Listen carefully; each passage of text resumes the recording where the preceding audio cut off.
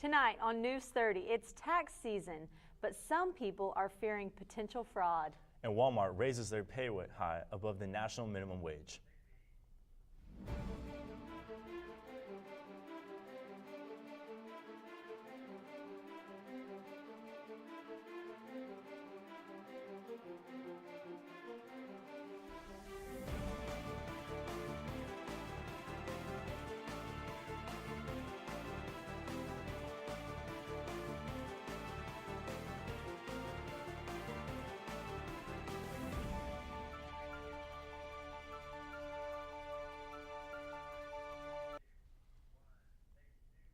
Welcome to News 30. I'm Lindsay Skinner. And I'm Jake Nelson. Two individuals lost their life this weekend in Copenhagen, Denmark, after a gunman opened fire at a Jewish synagogue. The tragic loss of innocent lives and the gunman's action had stirred up more discussion about radical violent behavior. The White House will be holding a 3-day summit discussing extremist behavior and how these issues need to be treated. The healthcare deadline is right around the corner, and millions of people are signing up before the Sunday night deadline. The flood of last-minute signups saw a glitch in the system last Saturday. Though federal officials were unsure of what caused the issue, it was easily fixed within a few hours. The Obama administration believes millions more Americans will sign up or re-enroll for Obamacare coverage for 2015. For the 6 million Americans who didn't have the insurance last year, they may see a penalty when they file their taxes. Nitrogen gas may soon be legal for executing inmates in Oklahoma. After the botched lethal injection last year, the Senate had unanimously passed this bill that would make nitrogen gas legal. The co-author, Representative Mike Christian, said that the nitrogen gas is more humane and actually cheaper than the 3-jug lethal injection. More Republican Senator Anthony Skikes, the author of the bill, believed the bill would be amended before session. Christian believes it is the right step in addressing the controversy over lethal injection. Tax fraud is always a fear during tax season. Reporter Reagan McGowan has more about the recent online tax concerns. I had always been cautious about using online tax software, but I have been using it for several years. But then I saw the special with TurboTax, and I think they did that as a means to kind of combat the people that may be like, hey, I don't want to use TurboTax. First off, I did my research. I looked into it and realized that, one, it actually had nothing to do with TurboTax. It was the identity theft thieves were using people's identities and making tax returns. They were not actually doing anything. They already had the people's information. If you have recently filed for tax returns using TurboTax, be sure to pay close attention to your accounts and don't hesitate to visit your local IRS office. TurboTax has also advised their customers not to open any tax-related emails that aren't from the company. Even after the hacking problems are solved, everyone planning on filing taxes online should be cautious about sharing personal information. I'm Regan McGowan, reporting for News 30. The campus of Oklahoma Baptist University continues in its efforts to give diversity during Black History Month. Next. 2 weeks ago, we brought you the news of 2 Oklahoma Highway Patrol troopers hit by a vehicle while investigating an overturned semi on Interstate 40. Trooper Nicholas Dees was pronounced dead at the scene, and Trooper Keith Birch was severely injured. After investigation, it was revealed that the driver was distracted by his phone just before the accident. State Representative Mike Christian has filed an amendment to House Bill 1965 that would name a texting and driving ban law in honor of these 2 troopers. House Bill 1965 was met with a unanimous vote and now awaits a hearing for the House floor. The passing of this bill would make Oklahoma the 45th state to prohibit texting while driving. 500,000. That's the amount of Walmart and Sam's Club employees that will be seeing a bigger paycheck come April. The pay will be $1.75 above the current minimum wage, making it $9 an hour. And there is even more increase in the future. By February 1st of next year, the pay will rise to $10. Oklahoma Baptist University is doing its best to make all cultures feel very welcomed on campus. I spoke with the Assistant Dean of Students, Mr. Kenneth Chapman, whose job is actually specializing in special student groups, such as people from overseas. He helps in OBU's efforts to make all students feel comfortable on campus. We're getting there. I don't think we're there yet, but I think with the creation of my position and then the administration's position and their willingness to listen to creative new ideas, I think we're getting there because every institution is dealing with how to be more inclusive and more engaging. There are several different organizations at Oklahoma Baptist University that promote diversity. United Students of Color and International Student Association are a few. Here's what Mr. Chapman had to say about United Students of Color. Diversity agenda, so they have Diversity Week in the fall. Okay. They do Black History Month. They do different cultural months, Native American Heritage Month. So they're kind of the student voice behind all the different cultural aspects of campus. The IEP program creates a sense of diversity as well. The IEP program is an extension of International Student Services. Basically, it's for students who come and want to learn English as a second language. In essence, that's all they do. So they're not degree seeking, but it's a certificate where they get certified in speaking English, and then they can apply for our undergrad program and then transition directly into that. So. Okay. With the creation of Mr. Kenneth Chapman's position, he is doing the best he can to make it possible for all students, no matter what culture, to feel as comfortable at OBU as possible.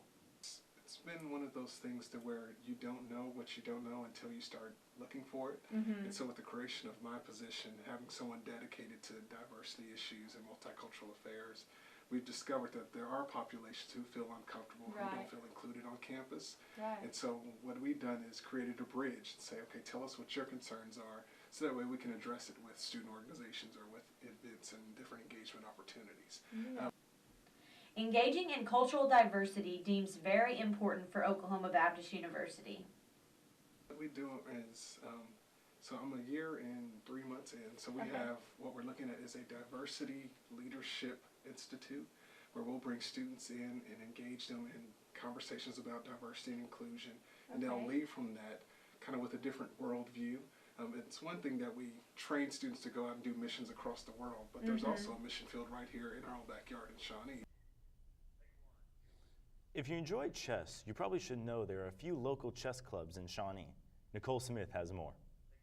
The only thing Jim Brenner seems to enjoy as much as playing chess is teaching the game to others. You can usually find Jim here at the Shawnee Mall every Thursday night from 6 to 9 p.m., along with 4 ready-to-use chess boards.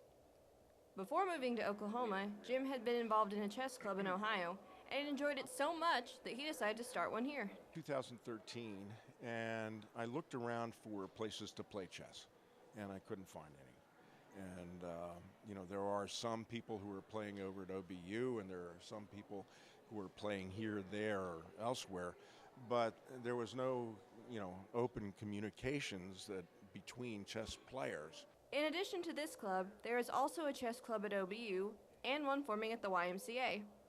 Both Jim and Dr. Litherland, head of the OBU Chess Club, hope to collaborate someday for chess tournaments if the interest in chess grows. Yes, we would like to cooperate so that the YMCA Club, the OBU Club, and the Mall Club, if that's the official name of it, I'm not so sure, but we could all sponsor teams and then compete against each other and have like the county trophy or something like that. Besides being a favorite pastime, chess is also a way to exercise the mind. Believe it or not, the game actually has strong military roots. So the early kings and queens and dukes and earls and what have you, and their major soldiers and generals would play these games to help in the development of the strategy of the mind. Reporting from the Shawnee Mall, I'm Nicole Smith, News 30. After the break, we will see how weather will pan out this weekend with Tiami Cortez.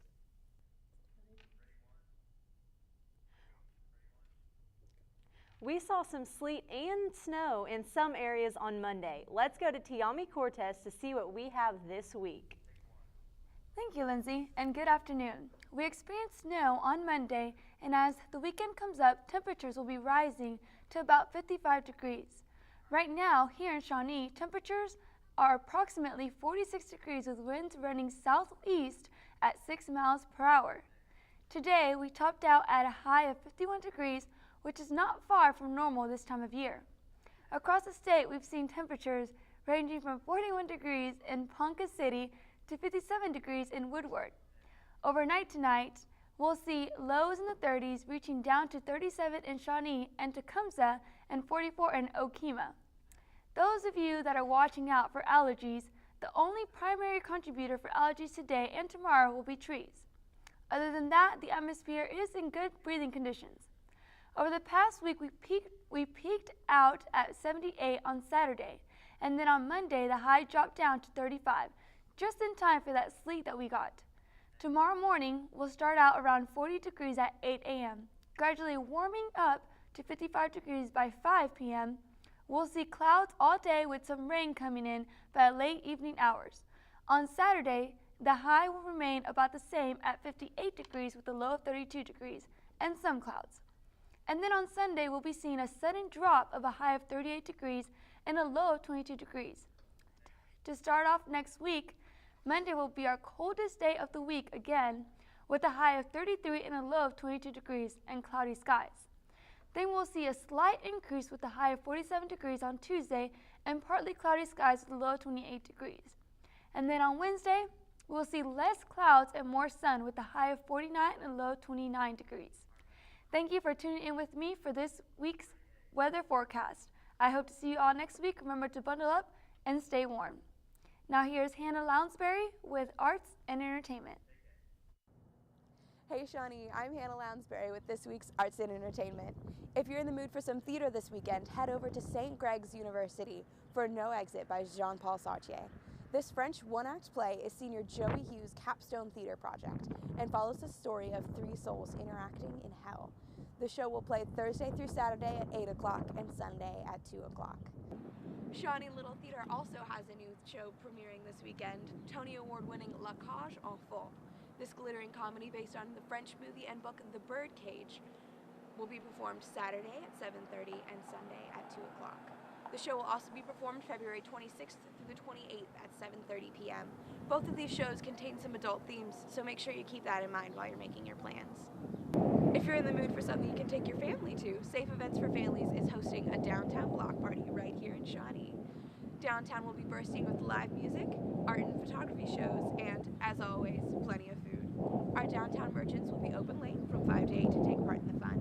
If you can't make it this weekend, don't worry. Safe Events for Families is hosting a block party like this every third Friday of the month, so you can make it down any weekend. That's all for this week's Arts and Entertainment. I'm Hannah Lounsbury with News 30. Well, the Thunder were all over New York City for the All-Star events. Laura Hickman with your sports next. The All-Star events have entertained Thunder fans this past week. Laura Hickman has more. Over 300 points were scored in Madison Square Garden at the NBA All-Star Game on Sunday. Oklahoma City's own Russell Westbrook brought the MVP trophy home after a phenomenal performance with 41 points, just 1 point shy of Wilt Chamberlain's All-Star record. He and Durant helped the West top the East with a score of 163 to 158. Durant played the least amount of minutes for the West due to injuries, but hopefully Westbrook can help bring KD's momentum back to OKC and lead the Thunder to a playoff game. Big things are happening in the NBA as the trade deadline went down just hours ago. Sam Presti and the OKC Thunder made some huge decisions today, trading 2 key players and a few others on the roster. The Thunder sent Reggie Jackson to Detroit in exchange for Kyle Singler and DJ Augustin, while Kendrick Perkins and Grant Jarrett, a protected first-round pick, and the rights to a foreign player were sent to Utah in exchange for Enes Kanter and Steve Novak. Word around the league is that Perkins will be bought out by Utah. It'll be exciting to see how these trades affect the Thunder's postseason aspirations. After nine different ties and 19 lead changes, OU pulled off an exciting win against Texas on Tuesday in front of one of the most rowdiest crowds Norman has ever seen. The Red River rivalry has always been an exciting series, but this game was quite the nail-biter as the Longhorns came up just short of the Sooners with a score of 71 to 69. OU was led in scoring by sophomore Jordan Woodard, who had 13 points. Miles Turner, a forward for the Longhorns, was their high scorer with 17 points. This game completed OU's sweep of Texas this season. Wrestling is often overlooked and overshadowed by basketball, but for Oklahoma State University's Austin Marsden, this sport helped him to make the headlines. He led OSU to a huge 21-18 win over four-time national champion Penn State after beating John Gingrich in a 4-3 overtime match on Saturday in Stillwater. This huge win in front of a crowd of over 4,600 gives OSU a ton of momentum going into next week as they travel to North Carolina to take on North Carolina and NC State in a doubleheader on Sunday. OBU's Kenneth Combs and Jordan Patterson were both named SAC Men's Indoor and Track and Field Athletes of the Week.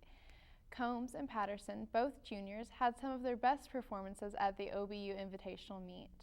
Combs set an NAIA record and was on the Bison first place 4x400 meter relay team. Patterson had the ninth best long jump in the NAIA with a jump of 23.5 inches, which was a better leap than 29 other competitors at the OBU meet. That's all for sports. Jake and Lindsay, back to you. Well, happy Chinese New Year for those who celebrate, which is actually today, the 19th. And not only humans are celebrating, but penguins as well. In northeast China's Harbin Polar Land, some of the penguins walked around Monday to greet people before the Spring Festival. The penguins were dressed in the red Tang suits, which is the main color during the Chinese New Year, which stands for good luck. The Tang suits are named after the Tang Dynasty, and it's no denying how cute they are. Be sure to return next Thursday for another great episode of News 30. Have a great night.